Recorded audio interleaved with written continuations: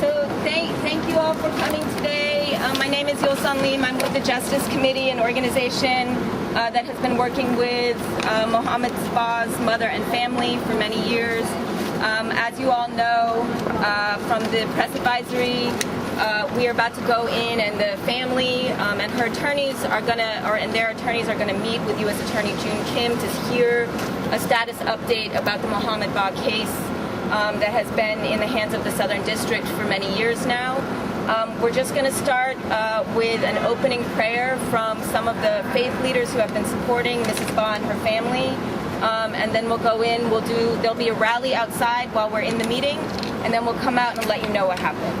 Mohamed was our brother, and we are here to say we're standing with his mother. We want justice today. Mohamed Ba's mother called 911. Mohamed Ba's mother called 911 for an ambulance. For an ambulance. He seemed unwell. He seemed unwell. And she wanted to get help. And she wanted to get help. Instead, NYPD ESU officers arrived.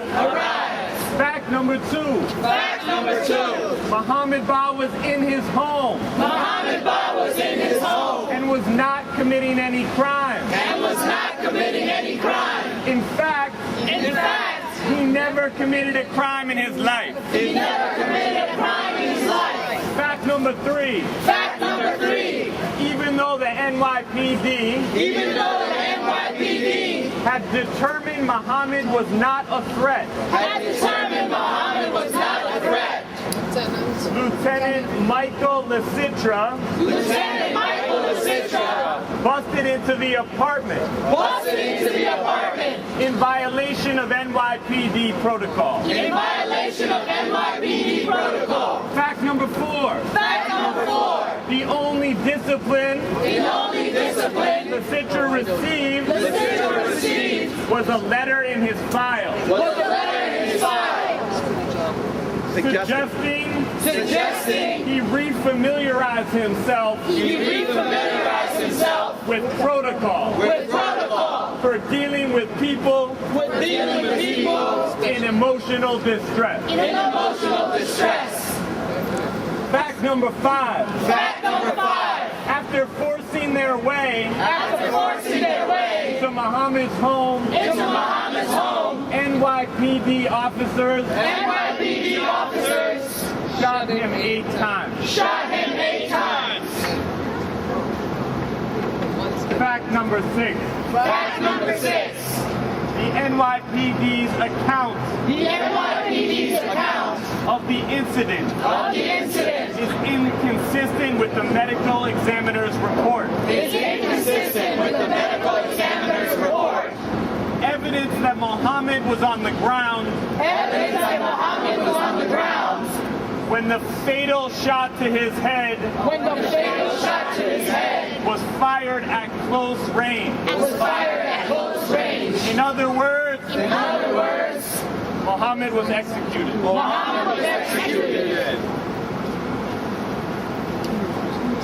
Fact number 7. The NYPD says Mohamed had a knife. But they have not shown a knife to the courts. They claim the knife was contaminated. While being held as evidence. And cannot be produced. Fact number 8. Officer Edwin Mateo yelled. He's stabbing me, shoot him. Before shooting Mohamed. However, in his disposition, Mateo admitted Mohamed was not stabbing him. And that he did not see Mohamed stabbing anyone else. Evidence shows Mateo was actually tasered by another officer. Fact number 9. During his disposition, Officer Mateo, an Iraq War vet, also testified that he heard Ba, who was Muslim, praying at the time of the incident. Fact number 10. Mohammed's mother was denied access to her son. NYPD protocol states that when an individual is emotionally distressed, family members should be utilized to help calm them.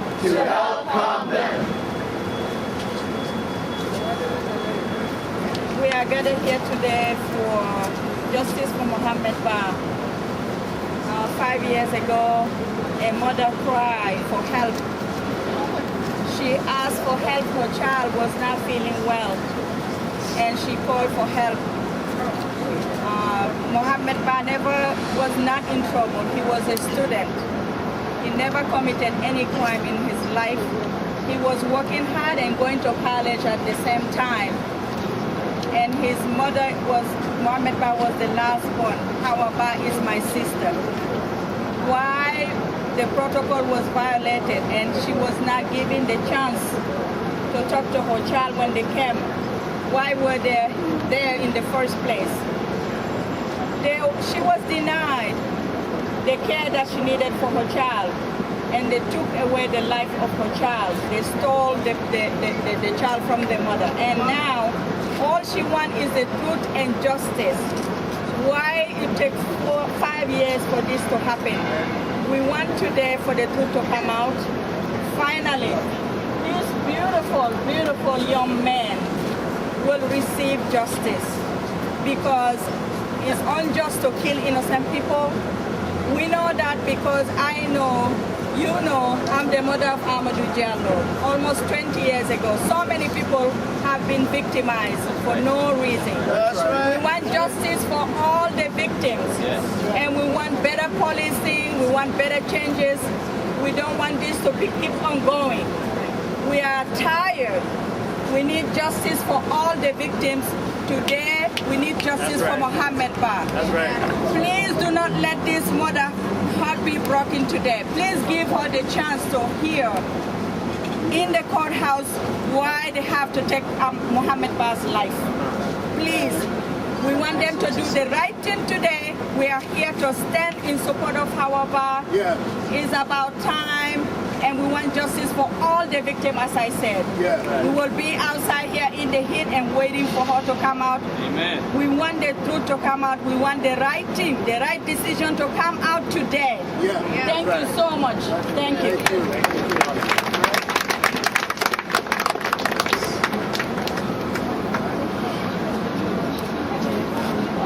Good afternoon or morning.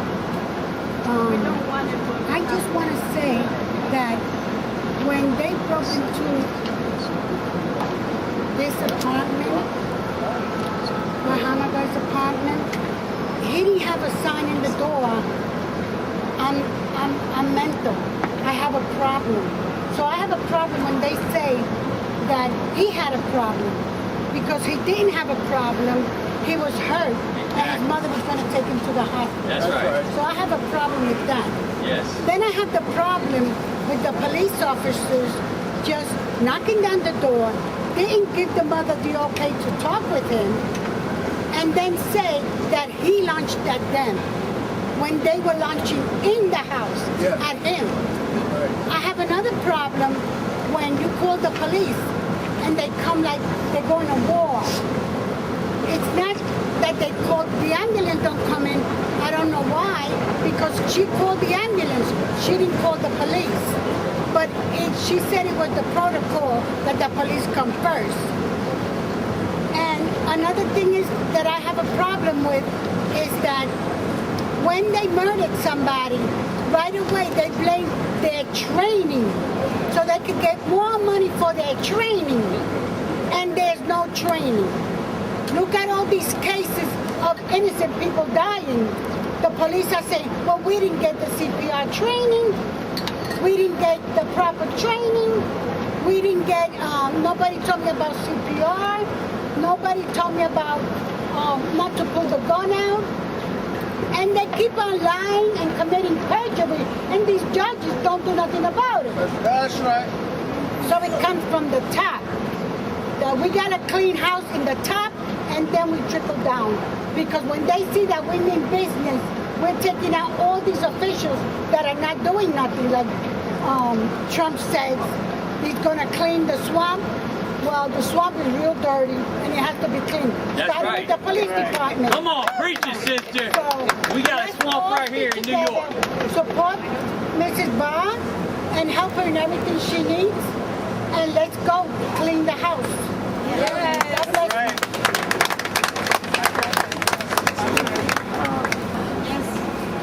Good morning. I am the eldest sister of Chantel Davis. Chantel was murdered also 5 years ago, June 14th. This is her aunt, Angie Hicks. We're here, of course, to stand in solidarity of the Barr family.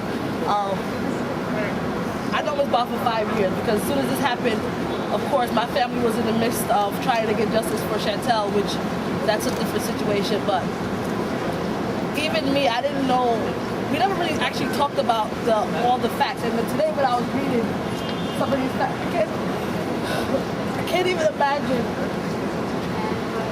that we are supposed to look to NYPD to protect and serve us. And Mohamed is in his home and was killed in his home. So it's like, where are you safe? You're not even safe in your home. This is why I called an ambulance. Some of the facts that he was shot in his head. Why is he shot in his head? Why we have to be out here fighting? For justice 5 years later. This is too much. Mrs. Diallo had the same meeting. She didn't get the justice she deserved. Ms. Graham, the same meeting.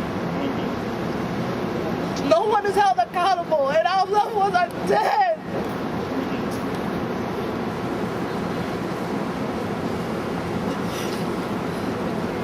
I cannot see my sister. She was 23.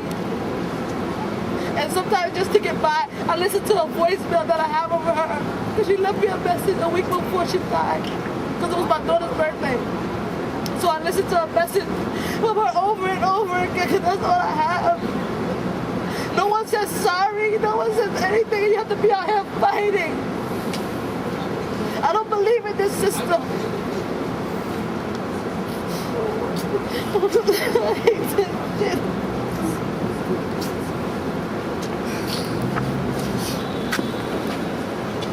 As we stand here and wait to hear if the federal government will indict, we know that the indictment has already been made.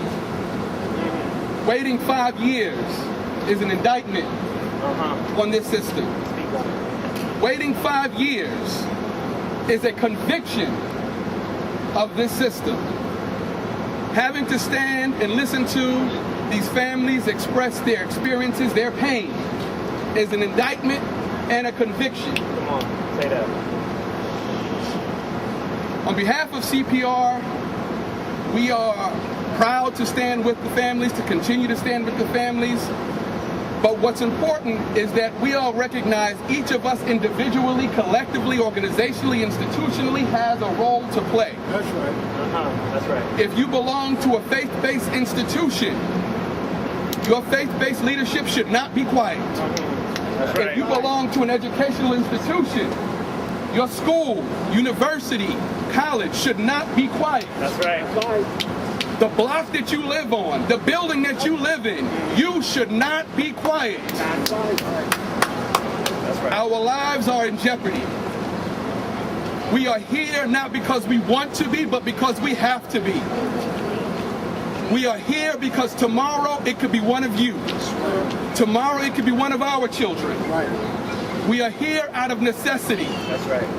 And because of that, we are here to recommit ourselves to say that if we need to be back tomorrow and tomorrow after that, we will be back. Our bar will not stand alone. That's right. So we ask you that if you have not committed yourself to any of the work that is ongoing, please do so. You can contact CPR to figure out what specifically can and should happen. But if you are doing nothing, you are part of the problem. If you are quiet, you are part of the problem. We say that it is time for us to step it up, to up the ante. Our lives depend on it.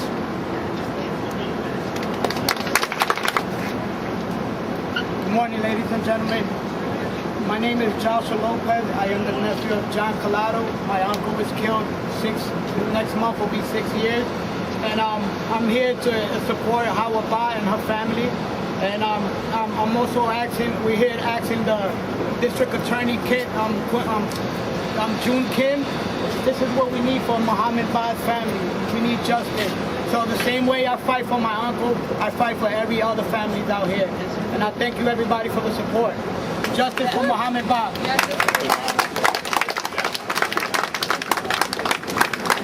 Assalamu alaikum, everybody. Peace and blessings be upon you. My name is Abid Fawaz. I'm a representative from the Take on Hate campaign and also a member of the Arab American Association for CPR members. I'm here today to talk about Mohamed Ba, and he's someone very special to me because Mohamed Ba is my brother in faith. And as somebody who's part of this faith, I feel what has happened to him like intrinsically tied to the fate of my people and myself.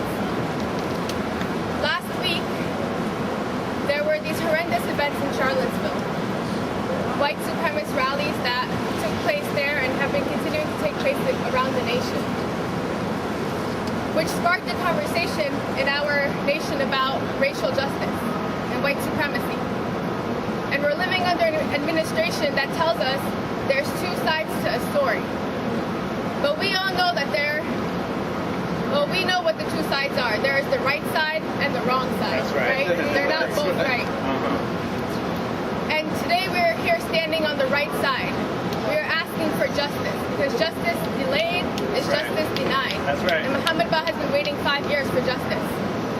And we're living in this city, we're saying to ourselves that we don't live in Charlottesville, we don't live in the South, it's not segregated, we don't, we live in the most progressive city in the country.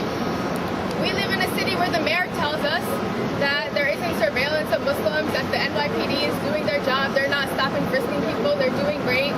We're living in a city where the NYPD tells us we're inclusive. We have minorities in the NYPD, we don't discriminate. But we're standing here because we know the truth. We know that when it comes to racial justice in this country and in this city, that the place to be is here right now, answering the calls of the families, of the mothers, of people who have been killed by these systems. Killed by systems entrenched with white supremacy. Killed by systems that are unjust and that won't recognize it. They don't want to admit it. But we are the witnesses here. We are the testimony of the injustice in this country, and we are going to continue to fight until there is justice. Justice for Mohamed Ba, justice for Anthony Baez, justice for Eric Garner, justice for Chantel Davis, justice for all of those who were killed or have been witness to violence by the police systems here, but also until there is justice in our entire nation and in the globe. That's right. This is just a step. We're standing here today, but it means so much to the families, and this is all that we can do to be here for Mohamed Ba. But we're going to continue to show up until they give him justice. So thank you all for being here. Thank you for being here for our brother in Islam. And I just wanted to say, Mohamed Ba was black. Mohamed Ba was an immigrant. Mohamed Ba was Muslim.